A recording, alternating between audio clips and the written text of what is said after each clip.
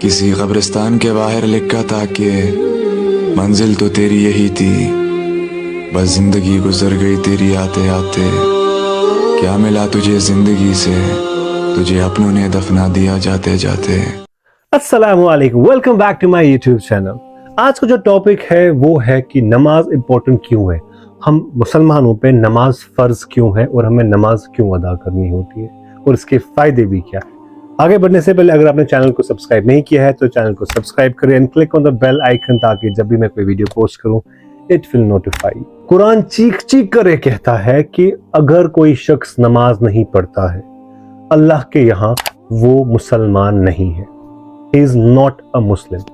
हम में और काफिर या हम में और नॉन मुस्लिम में जो फर्क है वो नमाज का है। सही मुस्लिम की हदीस 246 रसूलुल्लाह सल्लल्लाहु अलैहि वसल्लम ने फरमाया कि शिर्क और कुफर के दरमियान फासला मिटाने वाला अमल जो है वो नमाज का तर्क करना है, नमाज का छोड़ना है। सहाबा और अहले बैत को कहाँ मालूम था कि उनके बाद ऐसी उम्मत आने वाली है जो इश्क़ रसूल का बड़ा बड़ा दावा करती है, ओए होए सुन्नतों का बड़ा दावा करती है, मगर नमाज एक भी नहीं पड़ेगी। क्या आप जानते हो बदनसीबी क्या है?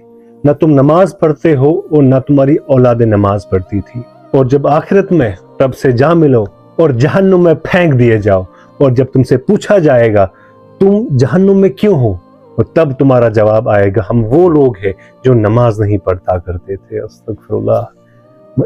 इस मंजर को जरा अपनी आंखों के सामने लाए, जहन्नुम की आग में झुलसते हुए, और तब पूछा जाएगा कि तुम कौन लोगों को कहोगे कि हम जब बेनमाजी थे। 5 नमाजें पढ़ने में कितना ही वक्त लगता है, 24 घंटों में।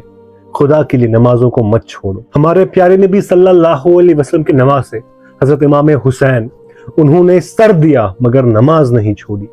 इससे हमें क्या तरबियत मिलती है, इससे हमें क्या मैसेज मिलता है कि नमाज कितनी इंपॉर्टेंट थी। नाज जिस नमाज पे पूरी कायनात को था वो नमाज हमारे हजरत इमाम हुसैन की थी। ये जो नमाज है ये हमारे नबी अलैहिस्सलाम की आंखों की ठंडक है। तो हम इस ठंडक को कैसे यूं ही जाने देते हैं? हमें हो क्या गया है? आपका दिल लगता है या नहीं लगता है, आपको नमाज पढ़नी है। शैतान अपना काम कर रहा है आपके दिल और दिमाग में वसवसे डाल के, अब अपना काम करो नमाज पढ़ के। You don't have to give up, क्योंकि कोई फोर्स आप पे अप्लाई हो रहा है जो आपको रोक रहा है नमाज पढ़ने से, राइट? तो कोई तो है ना, तो खुद को आप उस फोर्स के खिलाफ खड़ा करो। Fight that force and go and offer नमाज।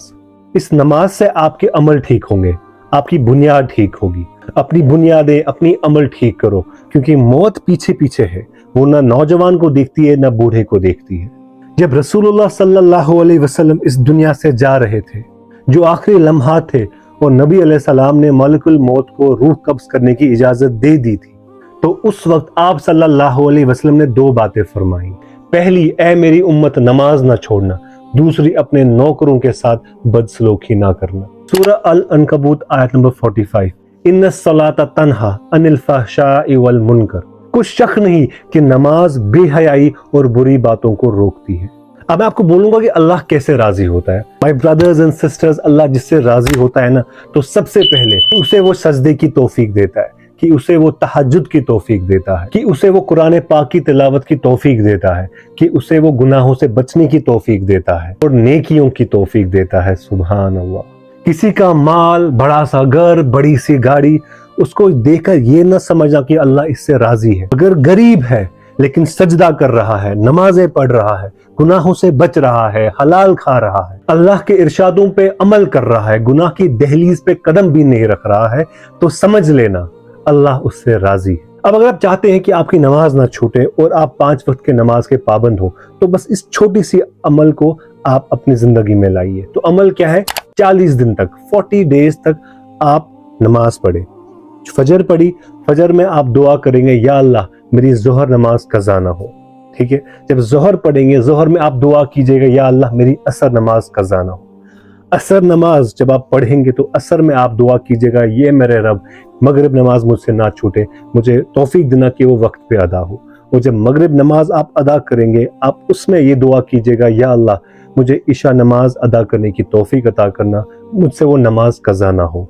ये आप सिर्फ 40 डेज तक कीजिएगा, 1 महीना 10 दिन, और यकीनन वल्लाही आपको नमाज उसके बाद खुद नहीं छोड़ेगी।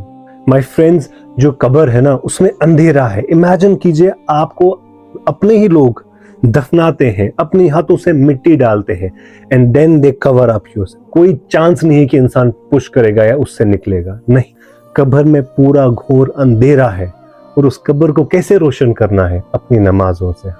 जब आपने नमाजें पढ़ना स्टार्ट किया, आप खुद ब खुद गंदगी से, बुराई से, हराम कामों से पीछे हटते जाओगे। आप सोचोगे यार मैं तो नमाज पढ़ी, अब मैं इसको झूठ बोल रहा हूँ, इसको धोखा दे रहा हूँ, नहीं, मेरी नमाज तो ज़ाया हो जाएगी, मैं ये नहीं करूँगा।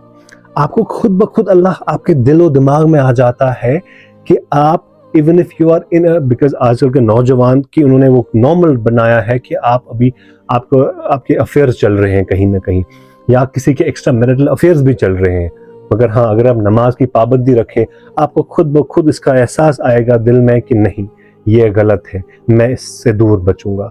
आप अपनी वाइफ को धोखा दे रहे हैं, या अगर ऑफिस में या कहीं भी या दुकान में कुछ ऐसा बेच रहे हैं, मगर अगर आपने साथ ही साथ अपनी नमाजें रखी, पाबंदी से रखी, तो आप खुद ब खुद इस बुराई से, इस हराम काम से, इस गलत कामों से दूर हो जाएंगे इंशाअल्लाह। आखिर में बताना चाहूँगा, हर नमाज ऐसी पढ़े कि वो जैसे आपकी ज़िंदगी की आखिरी नमाज हो।